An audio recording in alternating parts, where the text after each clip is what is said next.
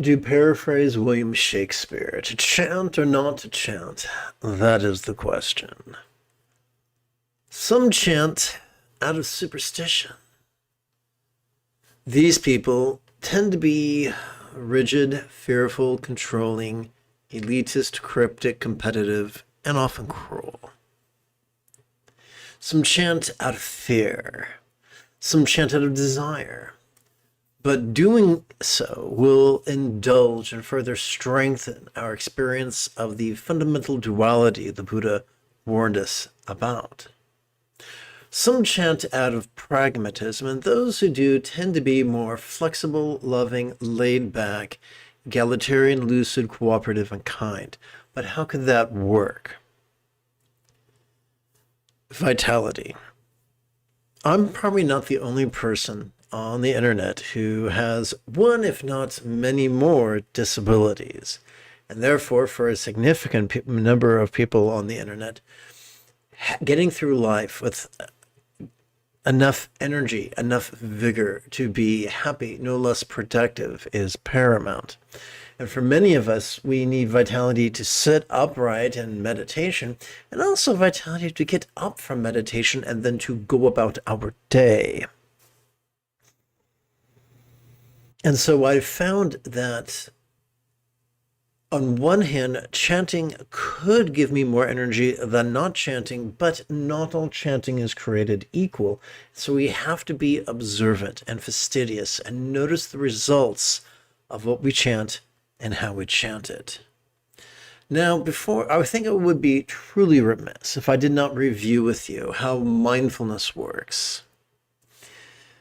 Every time we inhale, whether we know it or not, we access our sympathetic nervous system, which is ensconced within the thoracic region of our spinal cord. That's the part that corresponds with our rib cage. It has not evolved to assist us in active concentration. Au contraire, it has evolved to assist us to simply perceive, and to do so vulnerably, passively, viscerally, and randomly, as is inferred by this 12-syllable phrase, perceiving this very turbulent play of mind. Now let's turn our attention to meditation and recall how it works. Every time we exhale, whether we know it or not, we are wired to effortlessly and automatically access our parasympathetic nervous system, ensconced within both the lower lumbar region of our spinal cord, as well as the tippy top of our cervical region. It has evolved to assist us in physically relaxing as well as mentally releasing, as is inferred by the phrase, relaxing into mind's non-graspable nature. And so these three things, chanting for vitality, noticing what's going on, and releasing, and to do these in harmony with and effortlessly with our inhalations and exhalations, is how to build a sustainable contemplative practice. I look forward to chanting and meditating with you together after approximately 30 seconds of housekeeping.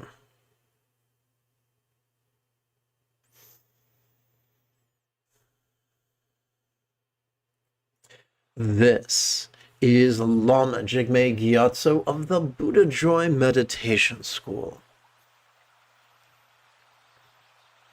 For more than 30 years, I spent more than 8 hours a day, every day, studying, practicing, mastering, and reverse engineering the teachings and techniques of each school of Buddhism so that you would not have to. Welcome to Meditate Like a Jedi, which is made possible due to the generosity of viewers just like you. Our primary practice text, or sadhana if you fancy, was composed in the 10th century by a fellow who the Tibetans refer to as Atisha. This text was translated into English by Lama Kunga Tarsei Rinpoche. It was adapted and amplified by yours truly.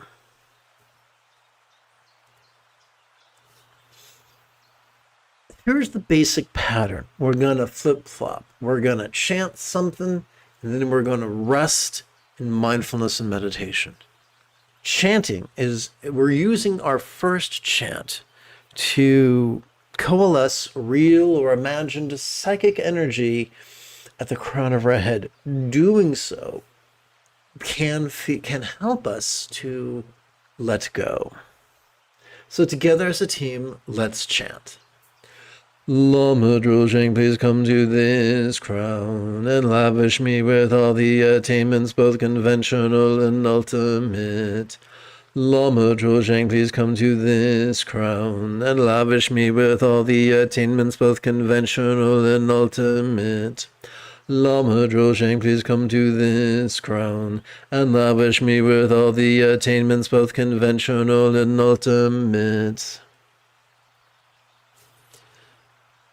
As children, the first bicycle we received most likely came with training wheels. And although they were clunky and ungainly, they did get the job done. Similarly, our first exercise this morning, the great completion stage practice of mindfulness and meditation, which comprise the 7th and 8th folds of the Buddha's Eightfold Path, are also clunky. During our inhalation, we could silently and mentally recite, perceiving this very turbulent play of mind. And during our exhalation, we could silently and mentally recite, relaxing into mind's non-graspable nature. We'll just do this for a few minutes. This is our warm-up. And no, these words are not an affirmation, for they are not belief-oriented. We are stating facts, medical facts, that have been verified by functional magnetic resonance imaging studies to simply dispel any destructive preconceptions we might have been spoon-fed about meditation.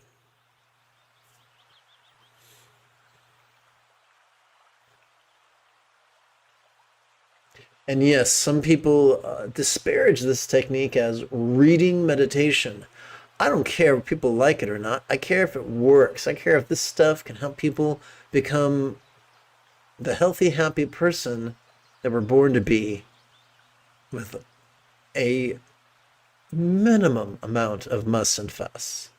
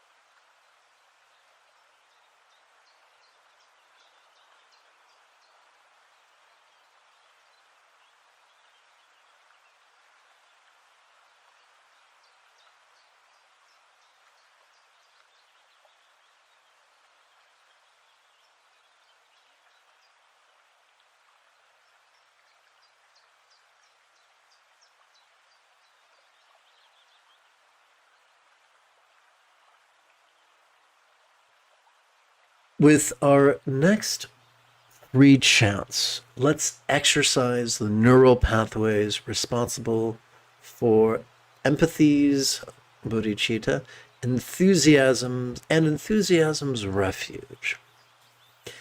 So these words, despite the way this might appear through a literal lens, we are not praying. We're simply reciting words in a way that exercises our intention. Nothing more. Our first recitation is much more literal in style. It's a good way to warm up.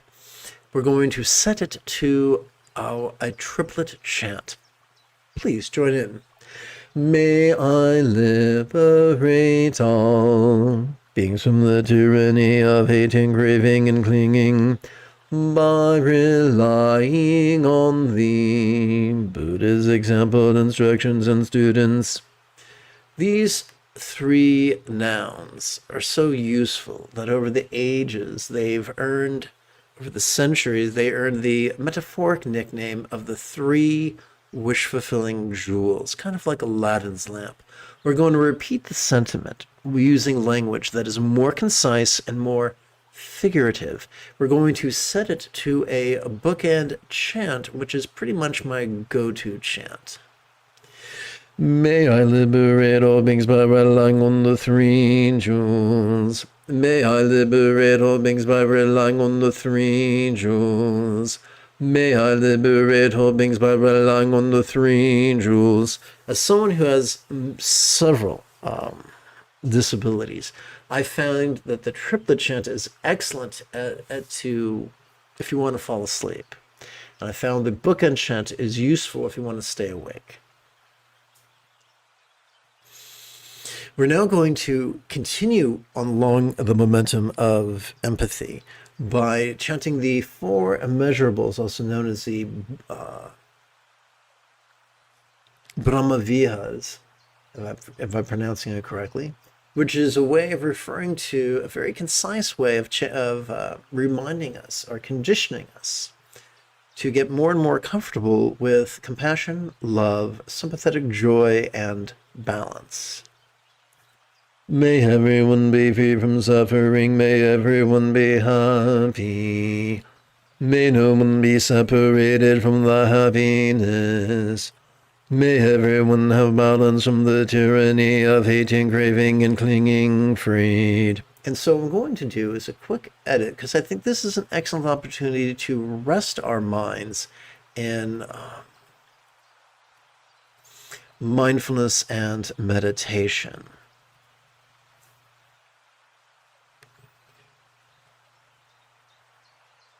Let's hit copy.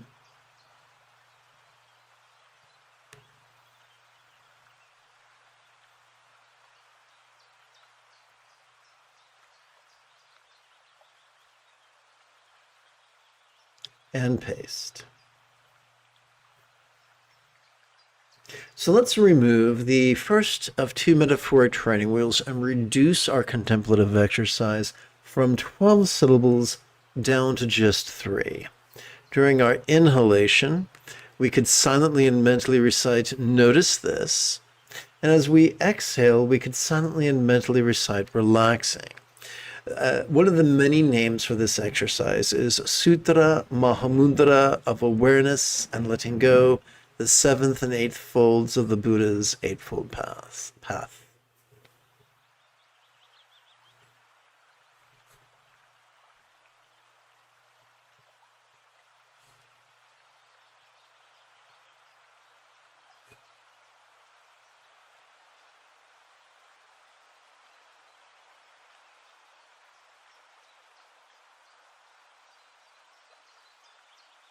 By the way, love, whatever name you use, love, compassion, empathy, these could be described as right wish, the second fold of the Buddha's Eightfold Path.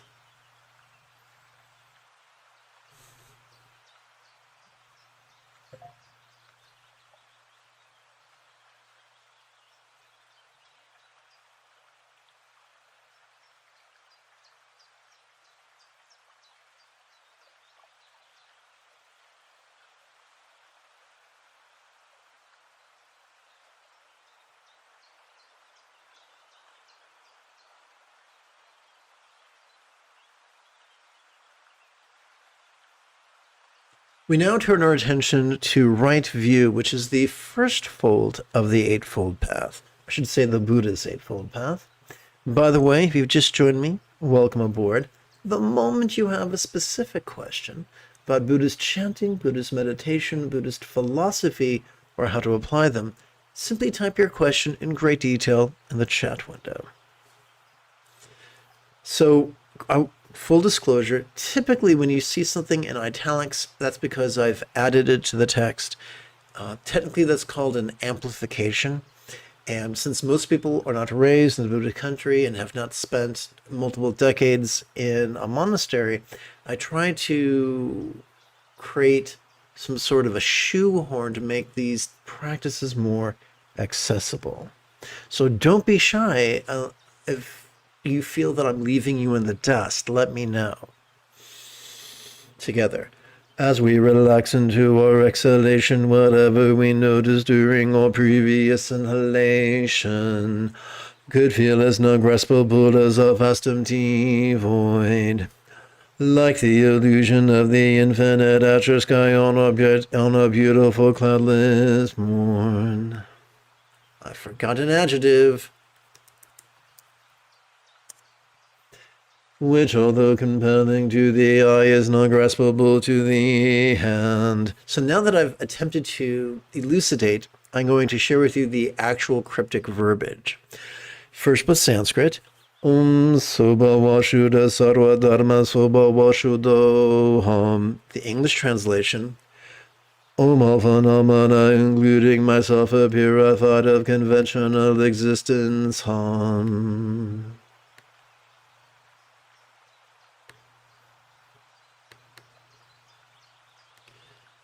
Perfectionism at its finest. Okay. Everything becomes as non-graspable as emptiness. Now, personally, this found me more bewildered than edified when I first stumbled across it many decades ago. So I was relieved when I was taught the yoga of inconceivability. The Buddha was keen on organizing all things beings and phenomena under four categories or bases: the circumstantial, the physical, the interpersonal, and the mental. So we're going to begin by exploring the circumstantial dance of impermanence and interdependence. Now we're going to explore it figuratively because we are wired to think symbolically. Since most of us have seen a cartoon or read a comic book, it shouldn't be difficult. Now remember, our job is not to actively believe or actively visualize or actively emote. If all we do is play with these words in harmony with our breathing, everything will take care of itself. Yes, welcome to the lazy bastard path of enlightenment. Together, here's the pattern we're going to play with during the next 4 exercises. We're going to verbally chant a rhetorical question.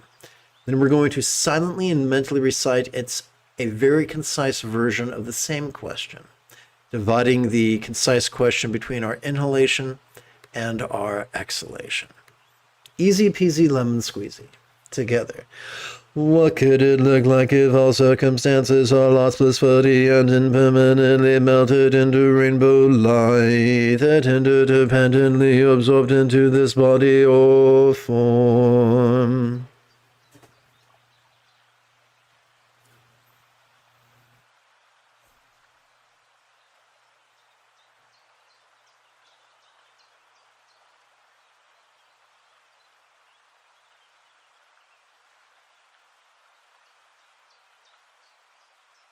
And now let us explore the physical dance of impermanence and interdependence.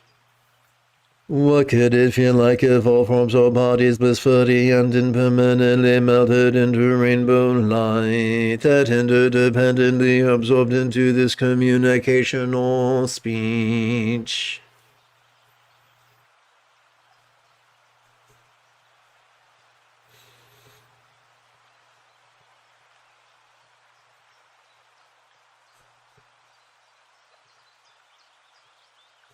If you were an OG like myself, you may remember as a child on television watching reruns of Speed Racer.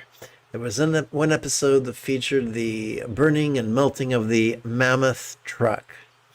That sometimes crosses my mind when playing with these contemplations.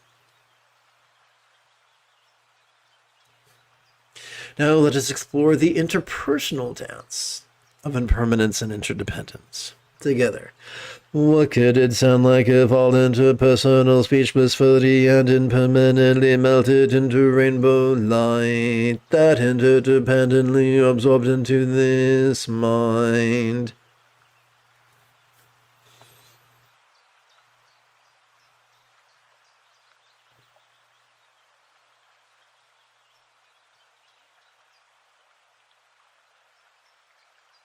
practice with me once every 12 hours or so, and within a week or two, you will find that you will have accidentally memorized many of these silent contemplations.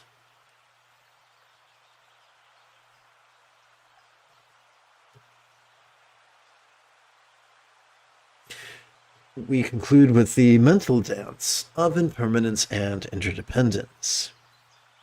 What could it be like if all minds were spotty and impermanently melted into rainbow light that interdependently absorbed into a vast empty void?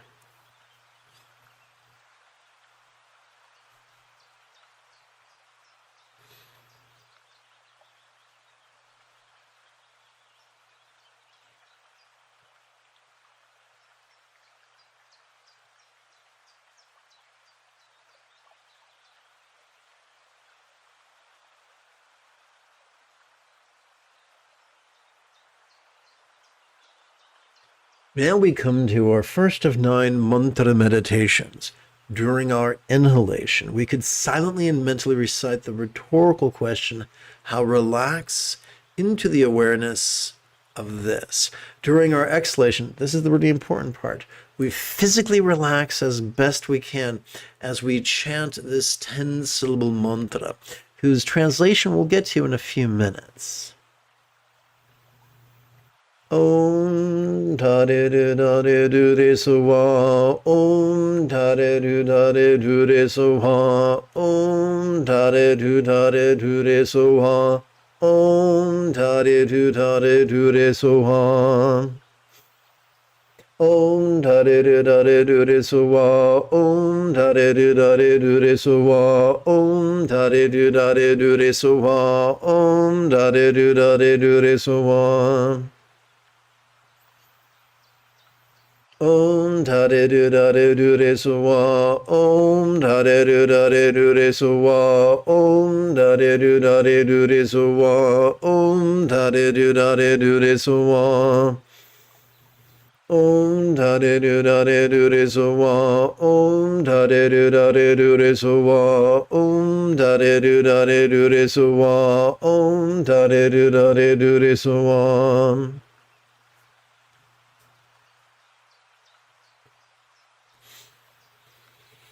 Now let us remove the, oopsie, we just did that, so let me see, this is page 31, bear with me. 1, 2, 3, 4, 5, 6, 7, 8, 9, 10, 11, 12, 13, 14, 15, 16, okay.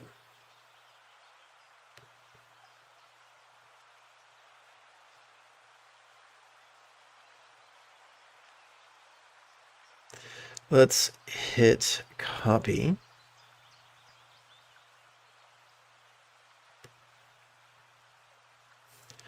One, 2, 3, 4, 5, 6, 7, 8, 9, 10. 1, 2, 3, 4, 5, and 6. Splendid.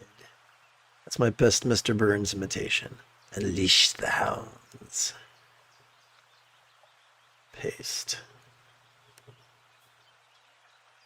So we're now going to remove the second of 2 metaphoric training wheels and reduce our contemplative exercises from 3 syllables down to just 1. By the way, this could be described as Ati Yoga Tantra of mindfulness and meditation. Once again, just another way of describing the 7th and 8th folds of the Buddha's Eightfold Path. During each perceptive inhalation, we could silently and mentally recite the demonstrative pronoun this. And during each releasing exhalation, we could silently and mentally recite the monosyllabic verb ease, which functions as a synonym of relax.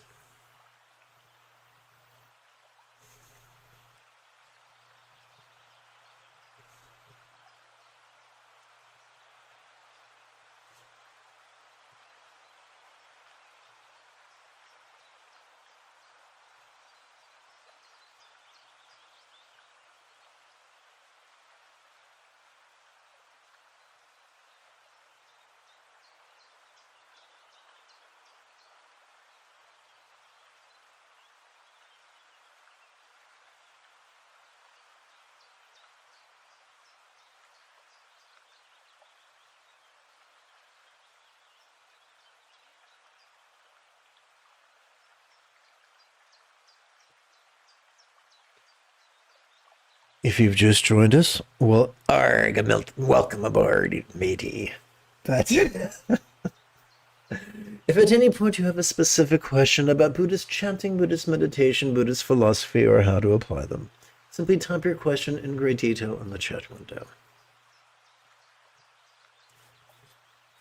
We're going to play with another of Sensation's centering contemplations.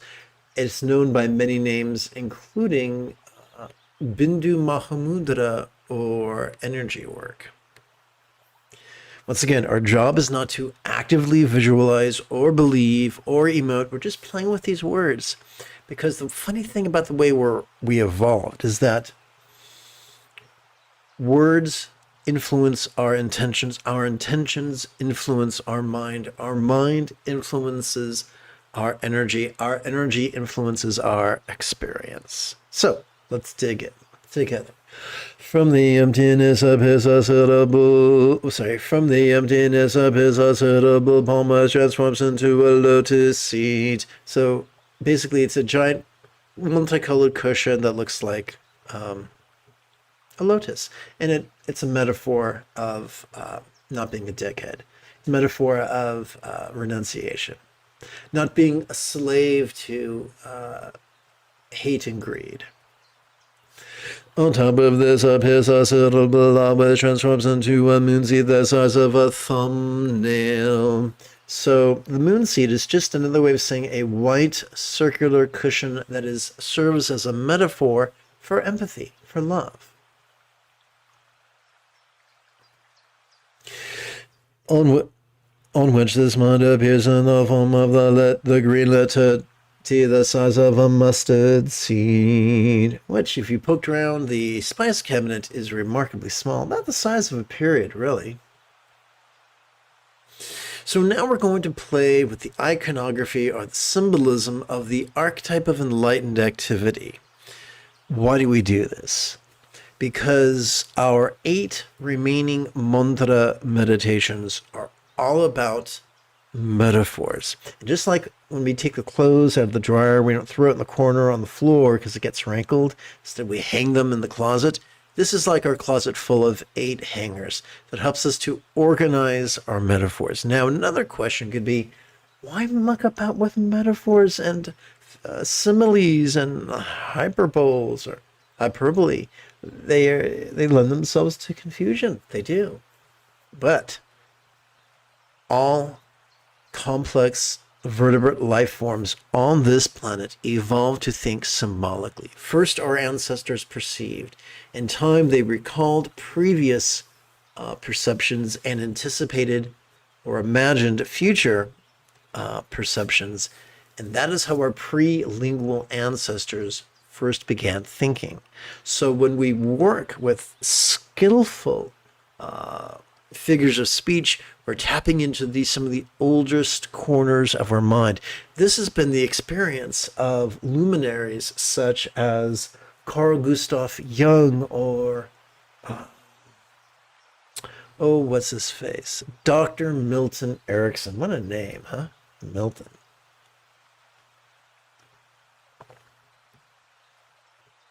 Together. Now in the aspect of a green subtle tome large regime that make offerings to all the Buddhas, thus empowering the possibility of benefiting all sentient beings. So, this is a metaphor of both change and interdependence, which are common themes, both in reality and in this chanting text.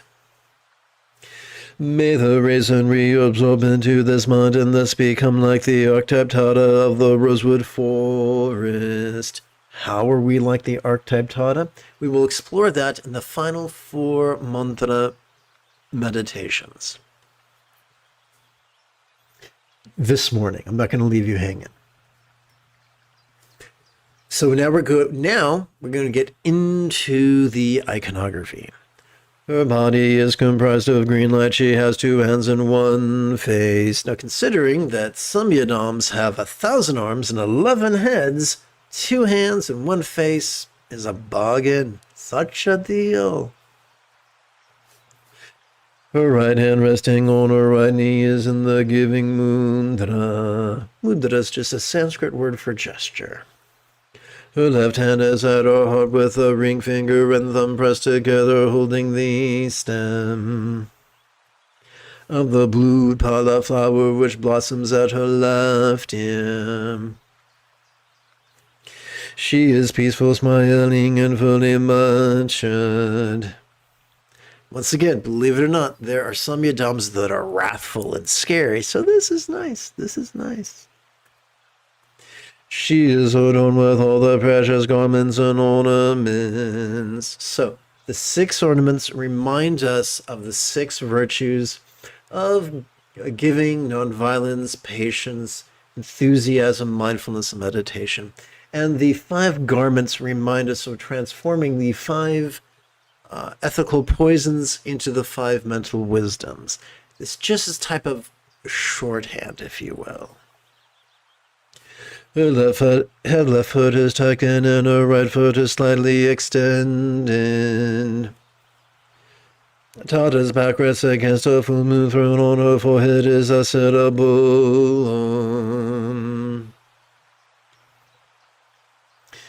Oh, I should have done the, what's it called?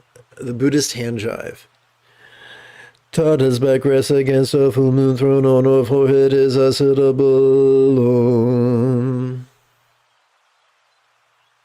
So let's play with this syllable now. We're going to repeat our first contemplation, how relax into the awareness of this as we inhale. As we exhale, we're going to physically relax as best we can while intoning this syllable.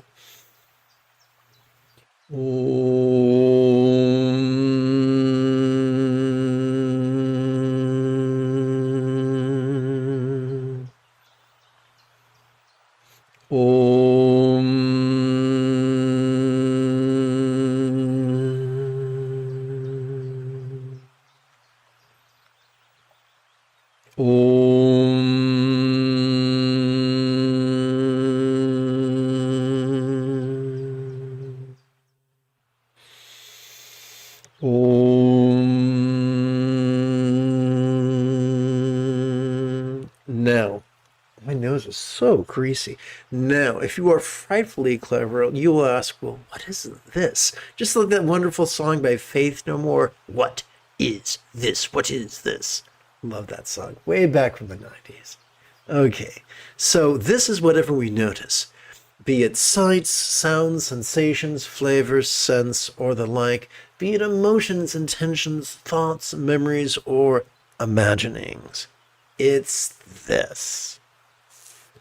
Sometimes external, sometimes internal, sometimes physical, sometimes mental, sometimes pleasurable, sometimes painful, sometimes interesting, sometimes boring, sometimes glorious, sometimes grotesque. This is my grotesque, scary face. Horrific, is it not?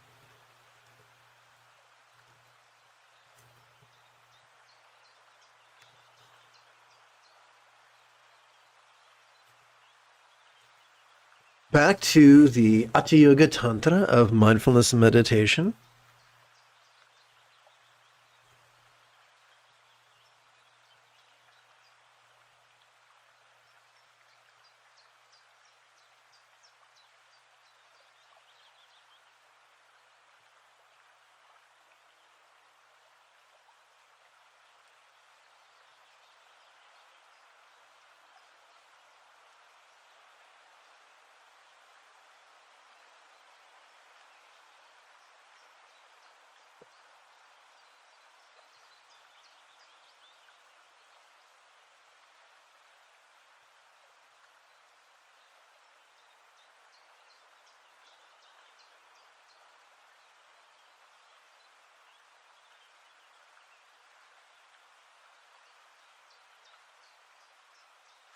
Copy, because this is we have before us another editing opportunity.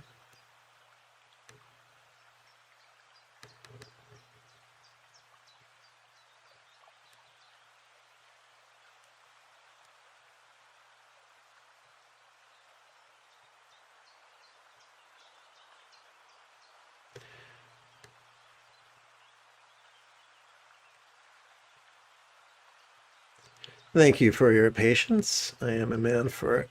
Just as a cat is a four-legged beast forever on the wrong side of a closed door, I'm a fellow with big head and curly hair, big nose, curly hair forever editing his texts. Together, let us play with another hand jive at the level of our throat. Together. Ontaris rotis the cinnamon.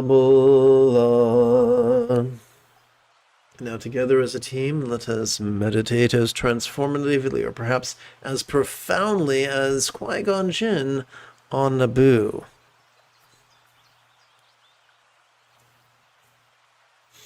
So another name for this chant is Tikle Drop's Exploration of Bliss and Letting Go.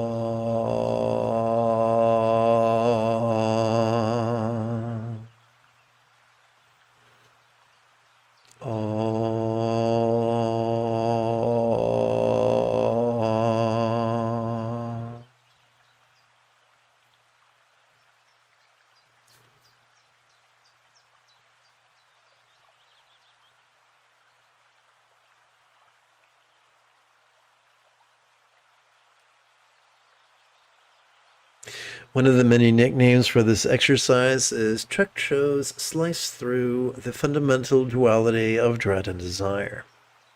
They are still there, but they control us less and less. But they control our choices, utterances, and deeds less and less.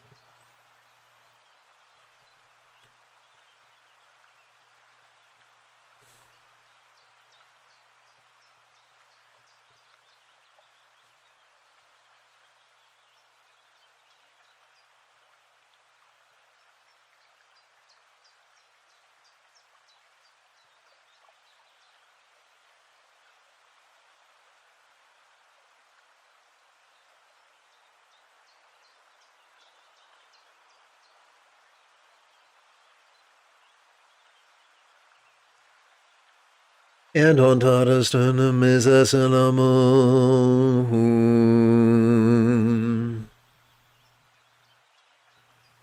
Again with Tikle's drop.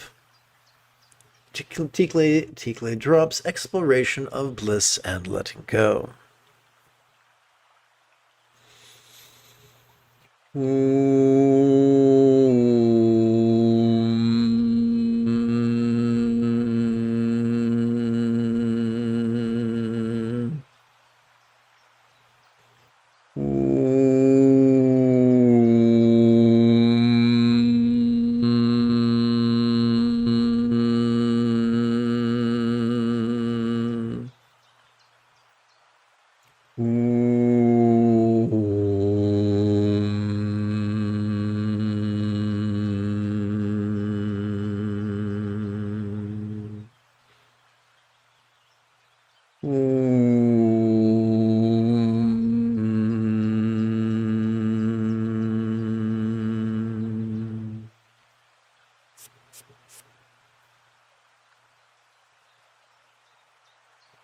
Let us now practice the great completion stage tantra of mindfulness and meditation, the seventh and eighth folds of the Buddha's Eightfold Path.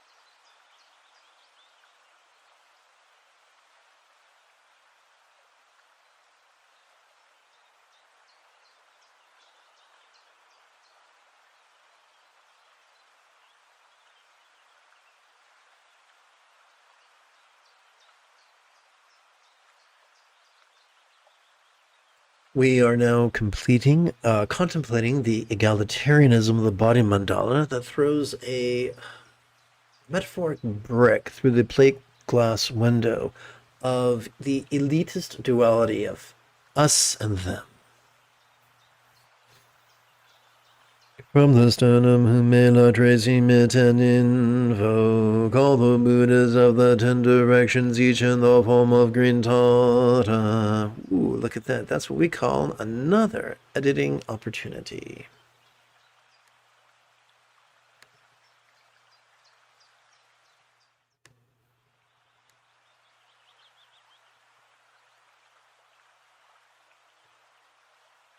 Now, big time hand jive. Here we go. Om benzar sammayan zahum bam ho. May all these atoms absorb into one's pores. So we're pretending that if each pore in our body was a Buddha's paradise, replete with a Buddha and all their accomplished students, then that would serve as a delicious metaphor of the fact that the teachings are as close as our next inhalation and our next exhalation and our empathy, which are already impossible because of the way that our central nervous system evolved, because we each have a sympathetic nervous system, a parasympathetic nervous system, and an anterior cingulate gyrus.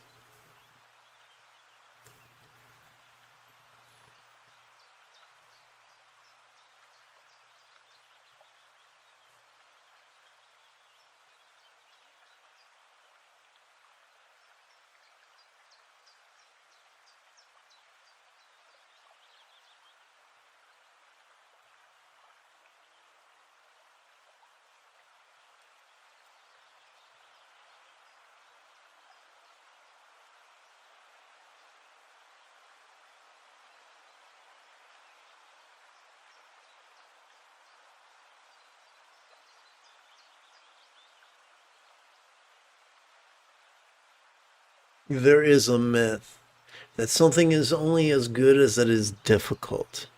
But the Buddha taught full enlightenment could be mastered in a week. Easy is good.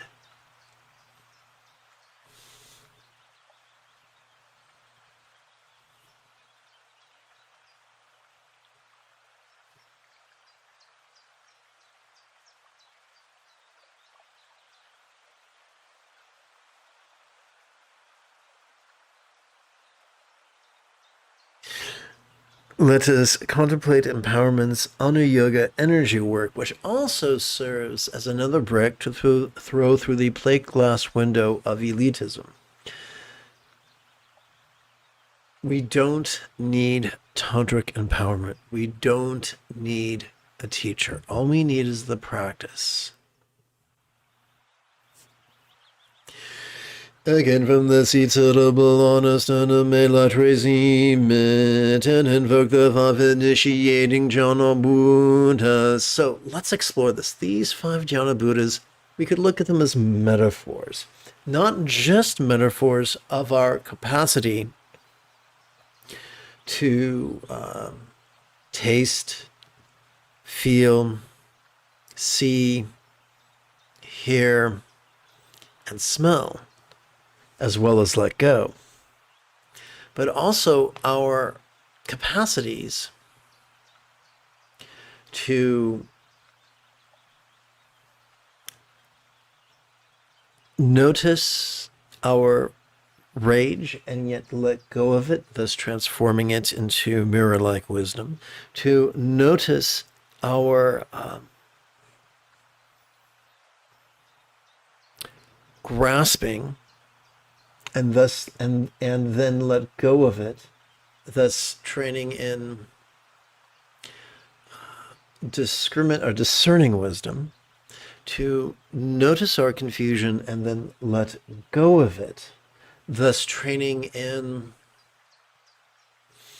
the wisdom of the basic space of phenomena, to notice our competitive tendencies, our jealousies, and then let go of it, thus training in all-accomplishing wisdom, and to train in noticing our clinging tendencies and then releasing them, thus training in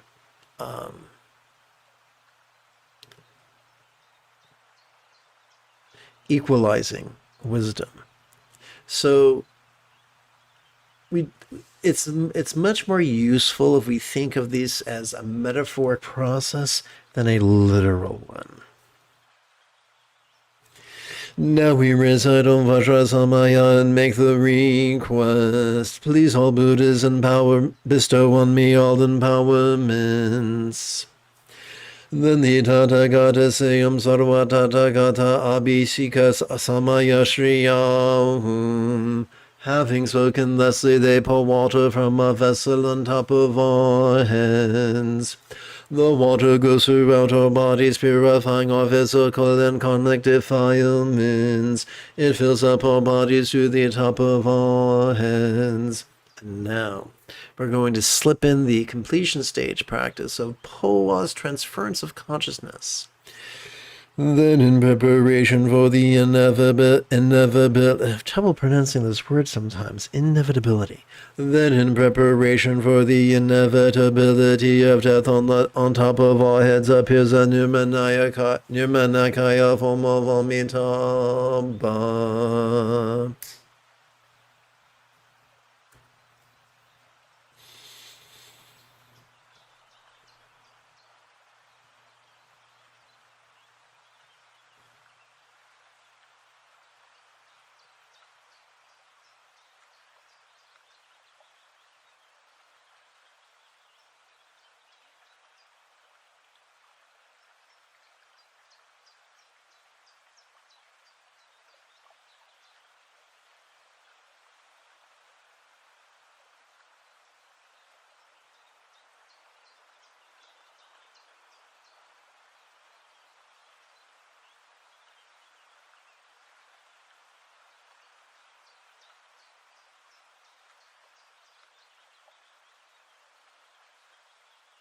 So we're going to play with 6 offerings. We're not literally making an offering to a literal entity. What we're doing is applying the teachings. We're bringing the 6 senses into the path of awareness and release. That is the ultimate offering. So once again, we're going to play with 6 hand jives. I offer the experience of wisdom lights appearing yet as non-graspable as a void. Om Shamatara Ardashe Pati Sohum Soham. I offer the experience of wisdom sense fragrant yet as non-graspable as a void. Om Shamatara Gandhe Bhati Sohum Soham.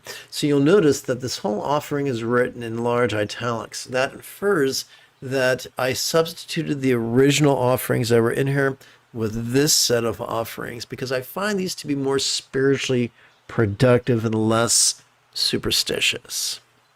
But that's just me. I choose to teach and practice from a yin perspective as opposed to a yang perspective. So if you really, really need a teacher to be rigid and fearful and controlling and elitist and cryptic and competitive and cruel, you probably want to keep searching for a teacher. If, however, you want to hang out with people who really value being flexible and loving and laid back and egalitarian and lucid and cooperative and kind, if you value that, then welcome aboard.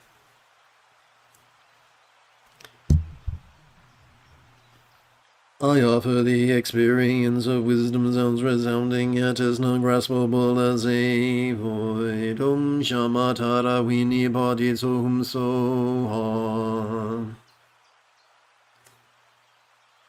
I offer the experience of wisdom tastes flavorful yet as non-graspable as a void. Om Shamatara Rase Bhati Sohum Soha.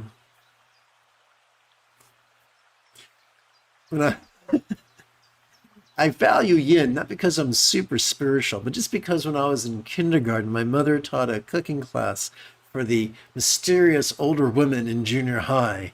And this is like the late 60s, so they all came over dressed like beautiful hippies. And of course, I fell in love with each of them.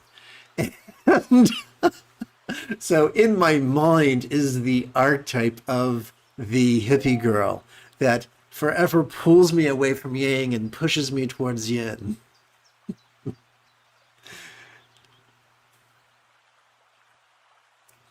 I offer the experience of wisdom, feelings, and sure yet as non graspable as a void. Om Shama Tada Tade Pat. Om Shama Tada Pashe Pati Sohum Soha.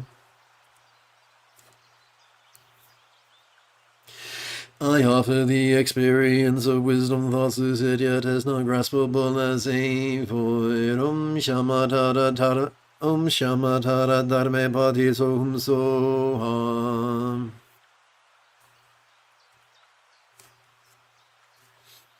Now it's time for a bit of the old Trek show slice through of the fundamental duality of dread and desire.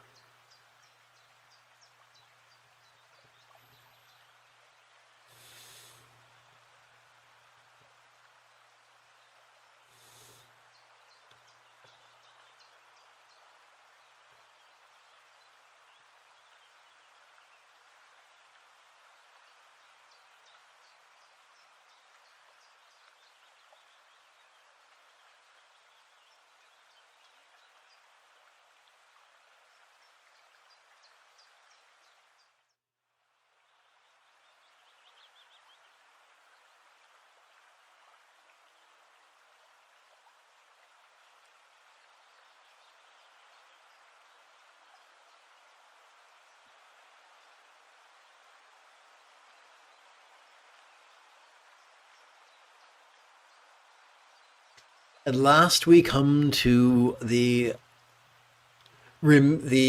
final 8 mantra meditations of which I promised.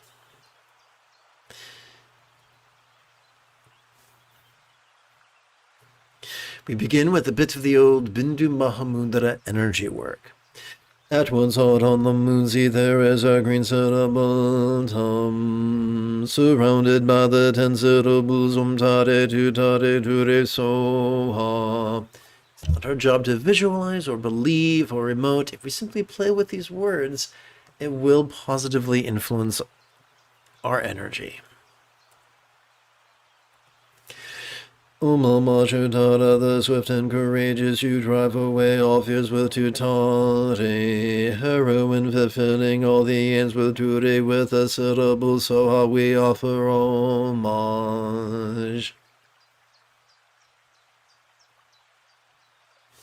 Again with the Tikle drops energy work. From these syllables may rays of light emit and make offerings to the Buddhas and Bodhisattvas, thus empowering our ability to benefit all sentient beings. Once again, reviewing a metaphor of interdependence and impermanence. May all the powers, blessings, and love of all the Buddhas and Bodhisattvas manifest in the form of rays of light, which absorb into the mantra rosary, encircling the hot seed syllable, re-emitting out our pores to benefit all beings. So that's right, we get to be a great rainbird, watering other sentient beings.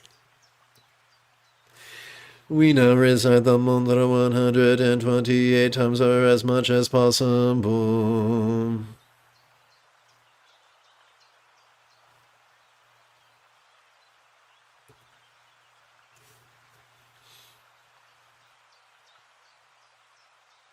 I think it would be better if I moved this meditation one page to the left.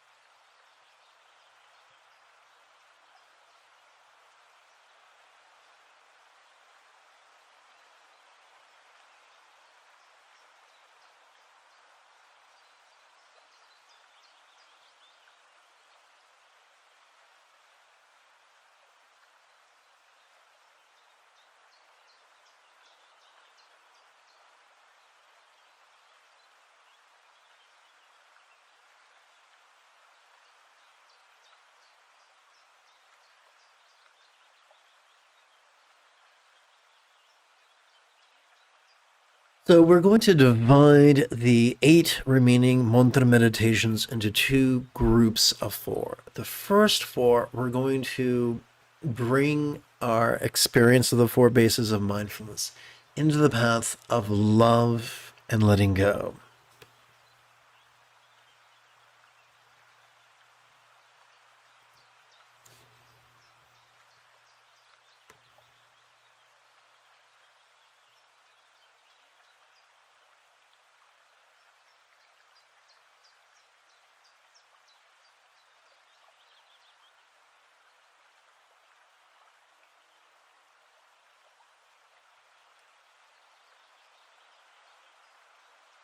So let's bring our experience of the mental into the path of the generation or creation stage.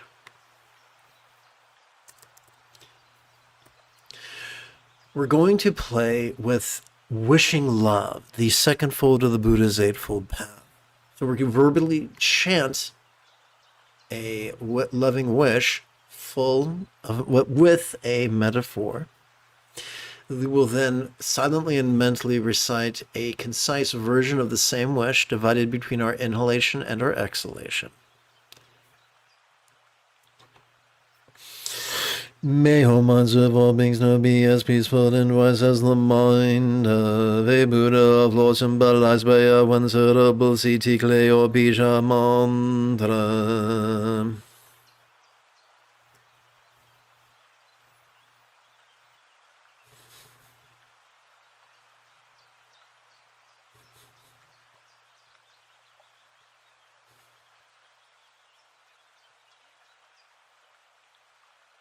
Yes, that's right. We are choosing to give a flying fuck about others. Oh, how radical. During our inhalation, we're going to silently and mentally recite our loving wish. During our exhalation, we're going to physically relax as best we can while chanting this 10-syllable mantra.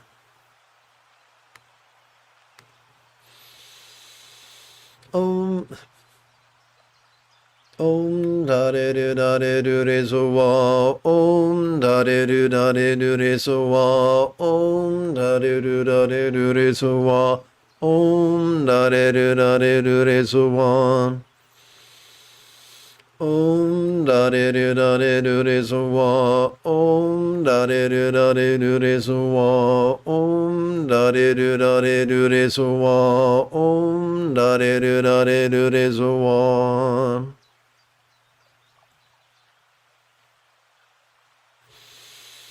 Om da de do da de do re so wa. Om da de do da de do re so wa. Om da de do da de do re so wa. Om da de do da de do re so wa. Om da de do da de do re so wa. Om da de do da de do re so wa. Om da de do da de do re so wa. Om da de do da de do re so wa. Let's rest the mind.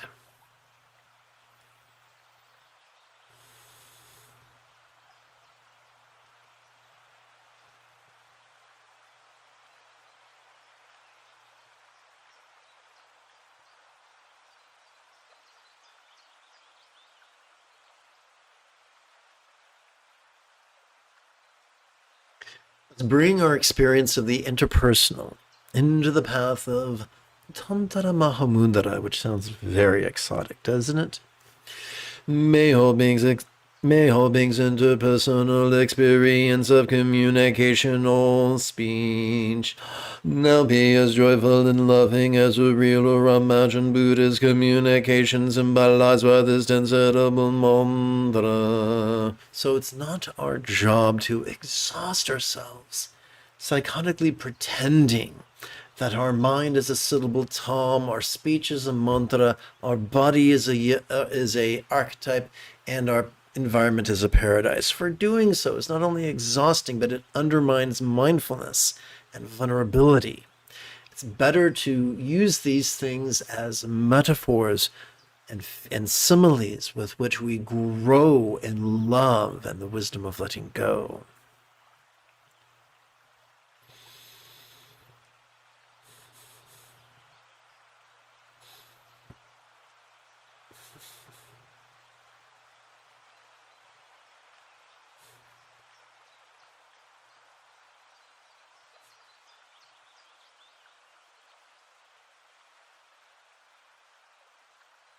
Om da de do da de do de so wa. Om da de do da de do de so wa.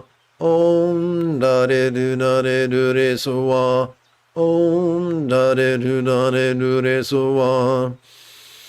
Om da de do da de do de so wa. Om da de do da de do de so wa. Om da de do da de do de so wa. Om da de do da de do de so wa.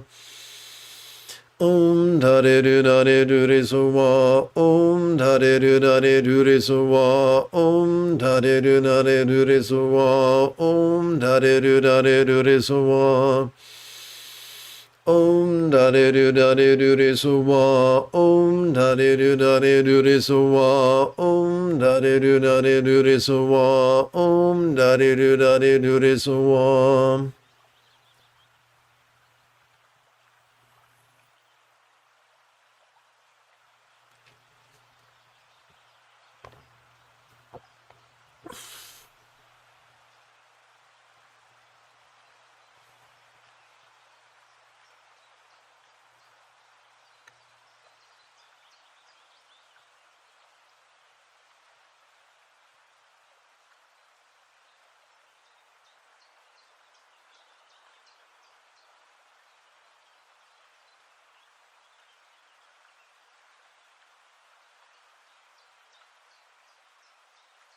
Let's bring our experience of the physical into the path of Maha Yoga. May all bodies, all forms of all beings know and enjoy the beautiful health depicted in Buddhist thought of the blissful body of a Yidam of Lord and octave of enlightenment.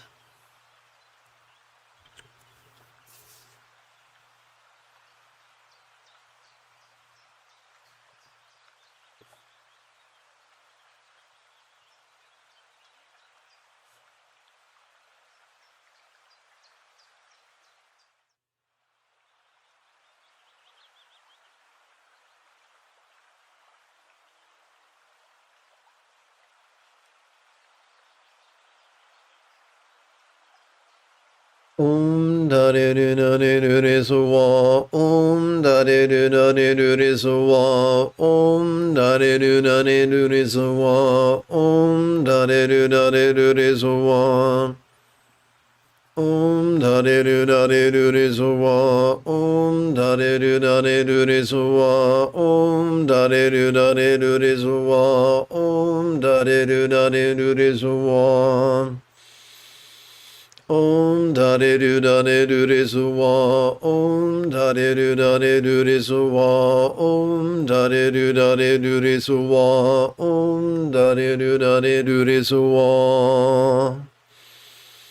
Om da de do da de do de so wa. Om da de do da de do de so wa. Om da de do da de do de so wa. Om da de do da de do de so wa.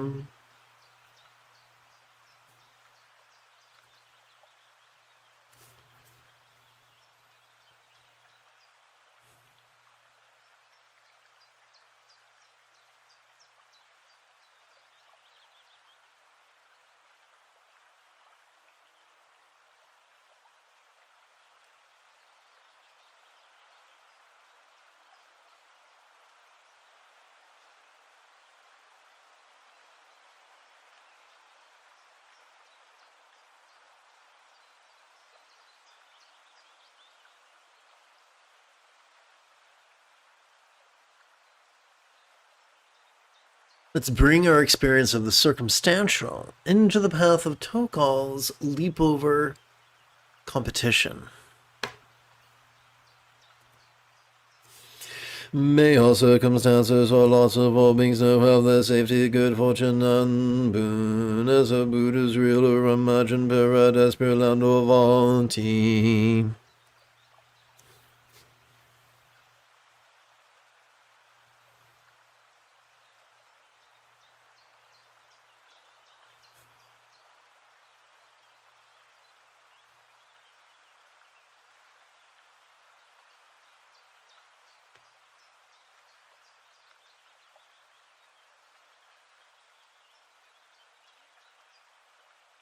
Om da de do da de do de so wa. Om da de do da de do de so wa. Om da de do da de do de so wa. Om da de do da de do de so wa.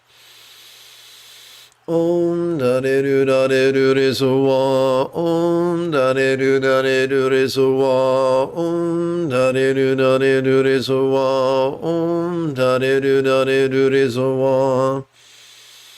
Om da de do da de do de so wa. Om da de do da de do de so wa. Om da de do da de do de so wa. Om da de do da de do de so wa.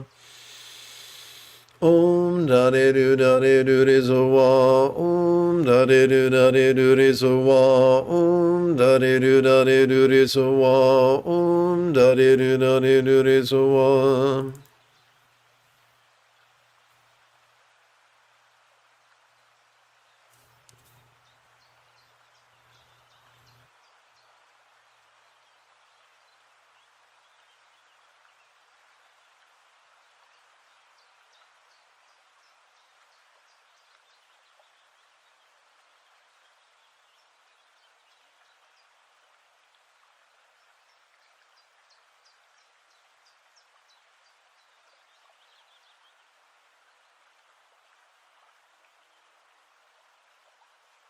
We're now going to bring the 4 bases of mindfulness into the path of awareness. Whoopsie. Awareness and letting go.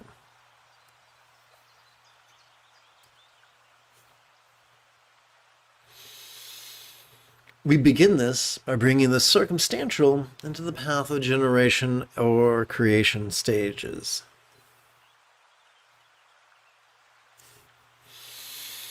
How is it that as we inhale, all circumstances our loss could appear quite vivid? Yet as we relax into our exhalation, they could feel as not graspable as a real or imagined paradise or body of light.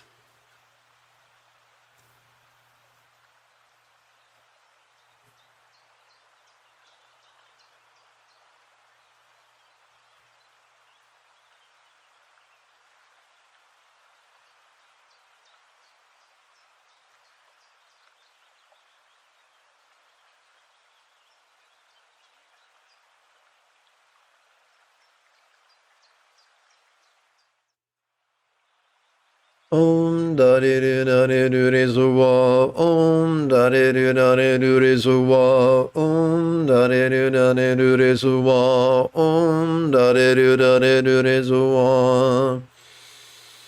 Om da de do da de do de so wa. Om da de do da de do de so wa. Om da de do da de do de so wa. Om da de do da de do de so wa. Om da de do da de do de so wa. Om da de do da de do de so wa. Om da de do da de do de so wa. Om da de do da de do de so wa. Om da de do da de do de so wa. Om da de do da de do de so wa. Om da de do da de do de so wa. Om da de do da de do de so wa. So in the previous 4 exercises, as we were relaxing into the mantra, we were letting go of the objects of desire, wisdom, love, health, and good fortune. Now we're letting go of the actual bases of mindfulness, the circumstantial, the physical, the interpersonal, and the mental, regardless of whether it's pleasurable or painful.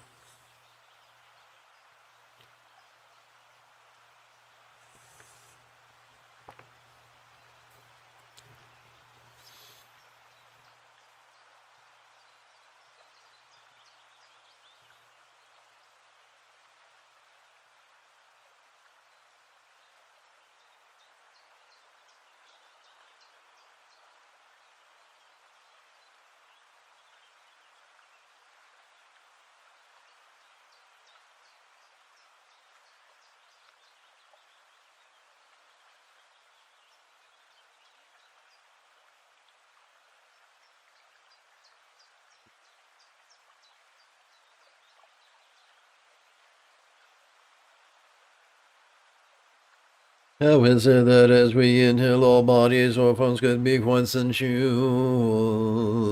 Yet as we relax into our exhalation, they could feel as non-graspable as a real or imagined octopoietum of light.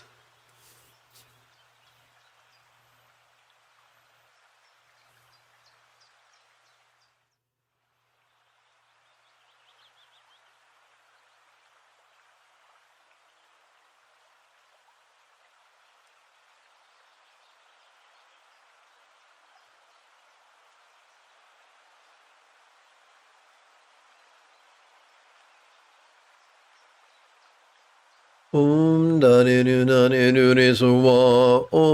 Dani du nani du ri su wa. Dani du nani du ri su wa.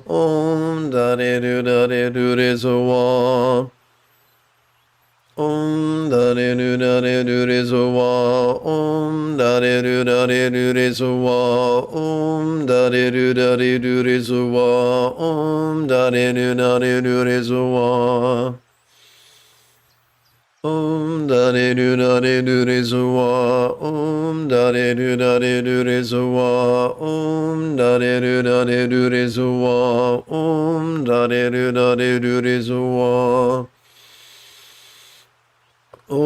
Dani du nani du ri su wa. Dani du nani du ri su wa. Dani du nani du ri su wa. Dani du nani du ri su wa.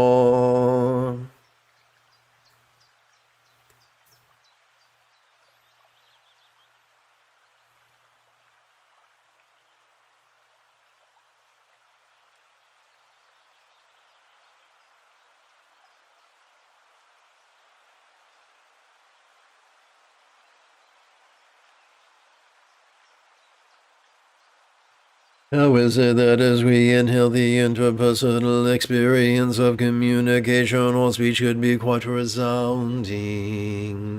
Yet as we relax into our exhalation, it could feel as non-graspable as a real or imagined mantra of light.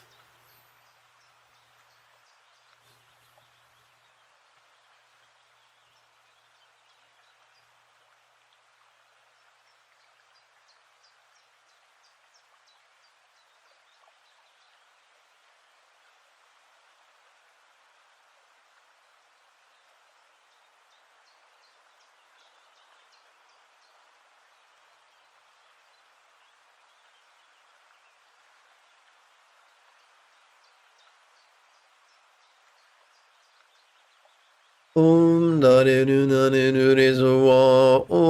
Dani du nani du ri su wa. Dani du nani du ri su wa. Dani du nani du ri su wa. Dani du nani du ri su wa. Dani du nani du ri su wa. Dani du nani du ri su wa. Dani du nani du ri su wa. Dani du nani du ri su wa. Dani du nani du ri su wa. Dani du nani du ri su wa. Dani du nani du ri su wa. Dani du nani du ri su wa. Dani du nani du ri su wa. Dani du nani du ri su wa. Dani du nani du ri su wa.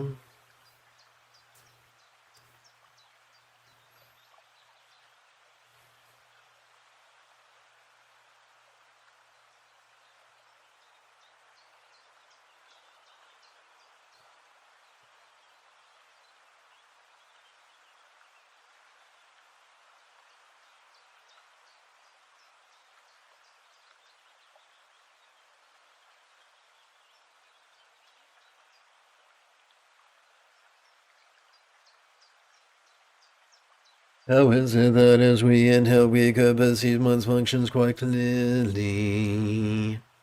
Yet as we relax into our exhalation, they could feel as non-graspable as a real or imagined eternal home of light.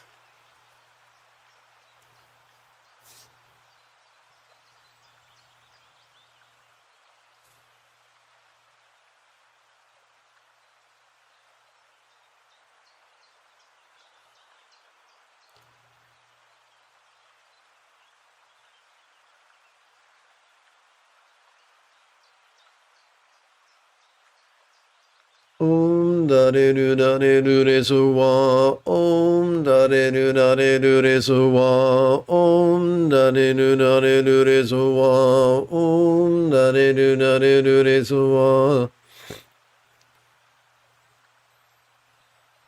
Om dare nu dare nu re so wa. Om dare nu dare nu re so wa. Om dare nu dare nu re so wa. Om dare nu dare nu re so wa. Om dare nu dare nu re so wa. Om dare nu dare nu re so wa. Om dare nu dare nu re so wa. Om dare nu dare nu re so wa.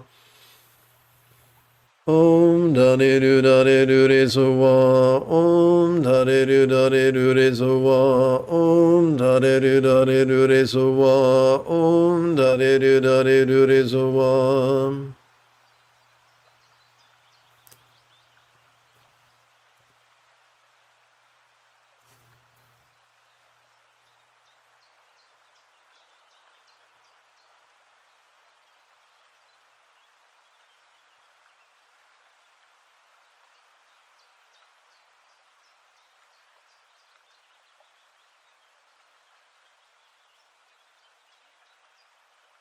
The sealer practices with a bit of the old wishing love. May the common and supreme attainments of magical powers and full enlightenment be lavish upon all sentient beings and myself. Through all recitation and meditation, may all sickness, poverty, and warfare be completely pacified, and may all dharma and good omens be all pervasive.